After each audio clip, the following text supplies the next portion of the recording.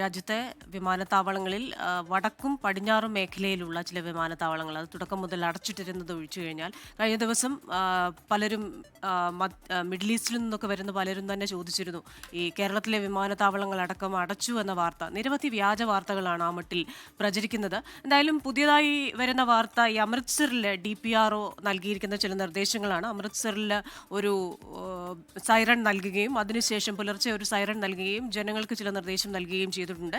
എല്ലാവരും തന്നെ വീടിനുള്ളിൽ തന്നെ സുരക്ഷിതരായിരിക്കുക, പുറത്തിറങ്ങരുത്. ഒപ്പം തന്നെ ജനലുകൾക്കുള്ളിൽ നിന്നൊക്കെ ജനലുകളുടെ അടുത്തു നിന്ന് മാറി നിൽക്കുക തുടങ്ങിയ നിർദ്ദേശങ്ങളാണ് നൽകിയിരിക്കുന്നത്.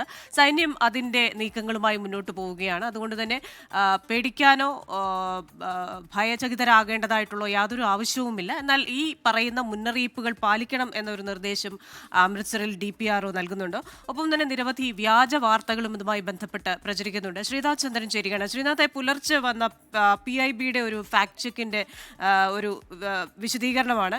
ഗുജറാത്തിലെ ഹാസിറ തുറമുഖം ആക്രമിക്കപ്പെട്ടു എന്ന രീതിയിൽ വാർത്തകൾ പ്രചരിക്കുന്നുണ്ട്. ഒരു വീഡിയോയും അതുമായി ബന്ധപ്പെട്ട് പാകിസ്ഥാനിൽ നിന്ന് പ്രചരിക്കുന്നുണ്ട്. ഇത്തരം വ്യാജ വാർത്തകൾ വിശ്വസിക്കരുത്. ഈ ഒരു ആക്രമണത്തിന്റെ പഹൽഗാം ആക്രമണത്തിന് ശേഷം നമുക്കറിയാം നിരവധി വ്യാജ വാർത്തകളാണ് പാകിസ്ഥാനിൽ നിന്ന് തന്നെ പ്രചരിച്ചുകൊണ്ടിരുന്നത്. ചില അക്കൗണ്ടുകൾക്ക് ഇന്ത്യ പൂട്ടിടുകയും ചെയ്തിട്ടുണ്ട്.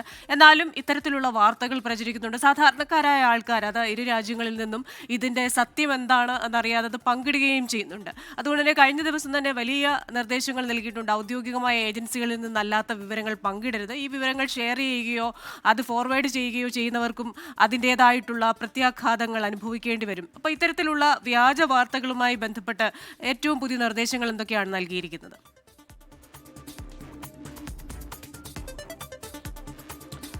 ക്രിസ്റ്റീന, ഈ പഹൽഗാം ആക്രമണത്തിന് ശേഷം നമ്മുടെ PIBയുടെ ഫാക്ട് ചെക്ക് വിഭാഗത്തിന് വളരെ തിരക്ക് പിടിച്ച ദിവസങ്ങളാണ് കഴിഞ്ഞ ദിവസങ്ങളൊക്കെ കടന്നുപോയത്. കാരണം അത്രയധികം നുണപ്രചാരണമാണ് പാകിസ്ഥാൻ്റെ ഭാഗത്ത് നിന്ന് ഉണ്ടായത്. നമ്മുടെ സൈനികർ പലരും പേടിച്ച് രാജിവെച്ചു എന്നതായിരുന്നു ആദ്യം വന്ന പ്രധാനപ്പെട്ട ഒരു നുണ.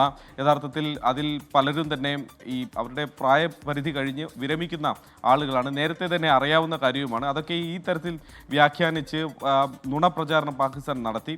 അങ്ങനെ നിരവധി നുണകൾ പാകിസ്ഥാൻ പ്രചരിപ്പിച്ചതാണ്. 2021 പഞ്ചാബിലെ മോഗയിൽ തകർന്നു വീണ ഒരു മിഗ് വിമാനത്തിൻ്റെ ചിത്രം കാട്ടി ഇത് കഴിഞ്ഞ ദിവസം ഓപ്പറേഷൻ സിന്ദൂറിനിടെ ഞങ്ങൾ വെടിവെച്ചിട്ട റഫേൽ വിമാനങ്ങളാണ് എന്ന് പറഞ്ഞ് മറ്റൊരു നുണ. അങ്ങനെ നിരവധി നുണകൾ. അതിൻ്റെ തുടർച്ച എന്നോണമാണ് ഹസീര തുറമുഖത്തിൻ്റെ നേരെ ആക്രമണം ഉണ്ടായി, അത് ഞങ്ങൾ തകർത്തു എന്ന മട്ടിൽ പാകിസ്ഥാൻ സോഷ്യൽ മീഡിയ ഹാൻഡിലുകൾ, ഏതായാലും സർക്കാർ നേരിട്ട് അങ്ങനെ ഒരു പോസ്റ്റൊന്നും നടത്തിയില്ലെങ്കിലും അവരുടെ ആയുധം ഇത്തരത്തിലുള്ള സോഷ്യൽ മീഡിയ ഹാൻഡിലുകളാണ്.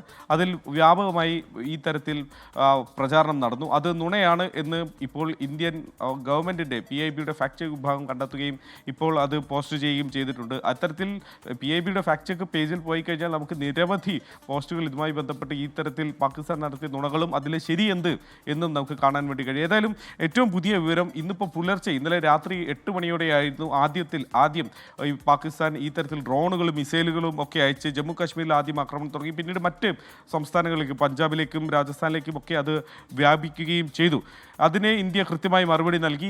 കുറേ മണിക്കൂറുകൾ ശാന്തമായിട്ടായിരുന്നു. പക്ഷേ പുലർച്ചെ 4:15 വീണ്ടും ഒരിക്കൽ കൂടി ജമ്മു കാശ്മീരിലേക്ക് പ്രകോപനം തുടർന്നിട്ടുണ്ട് പാകിസ്ഥാൻ എന്നുള്ള വിവരം കൂടി വരുന്നു.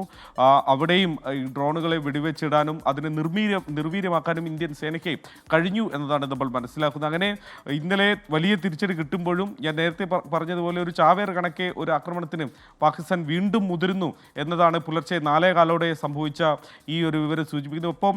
ഇപ്പം അമൃത്സറിൽ ഇപ്പോൾ സൈറൻ മുഴങ്ങി എന്നുള്ള വിവരം കൂടി കേൾക്കുന്നുണ്ട്. അമൃത്സറിൽ കഴിഞ്ഞ ദിവസവും അപായ മുന്നറിയിപ്പ് നൽകുകയും അവിടെ ജനങ്ങളെ സുരക്ഷിത കേന്ദ്രങ്ങളിലേക്ക് മാറ്റുകയും ബ്ലാക്ക് ഔട്ട് നടത്തുകയും ചെയ്തതാണ്. ചണ്ഡീഗഡിലും മൊഹാലിയിലും ഒക്കെ തന്നെ വലിയ സുരക്ഷയും സൈറനുകൾ മുഴങ്ങുകയും ഒക്കെ തന്നെ ചെയ്തതുമാണ്. പക്ഷേ അവിടെയൊന്നും തന്നെ എന്തെങ്കിലും ഒരു ഡാമേജ് പാകിസ്ഥാന് വരുത്താൻ ഇതുവരെ കഴിഞ്ഞിട്ടില്ല. പക്ഷേ ഇപ്പോൾ അമൃത്സറിൽ കൂടി ഈ തരത്തിൽ ഒരു സൈറൻ മുഴങ്ങി എന്നുള്ള വിവരമാണ് ചില ദേശീയ മാധ്യമങ്ങൾ നൽകുന്നത്. അങ്ങനെ ഇന്നലെ രാത്രി കിട്ടിയ കനത്ത തിരിച്ചടി, അതിൽ നിന്നും പാഠം പഠിക്കാതെ രാവിലെ വീണ്ടും പ്രകോപനത്തിന് ശ്രമിക്കുകയാണ് പാകിസ്ഥാൻ. അതൊക്കെ തന്നെ നിർവീര്യമാക്കാൻ നമ്മുടെ സേനയ്ക്ക് കൃത്യമായി കഴിയുന്നുമുണ്ട്. ക്രിസ്റ്റീന, ശ്രീനാഥ് ചന്ദ്രനാണ് വിശദാംശങ്ങളുമായി ചേർന്നത്.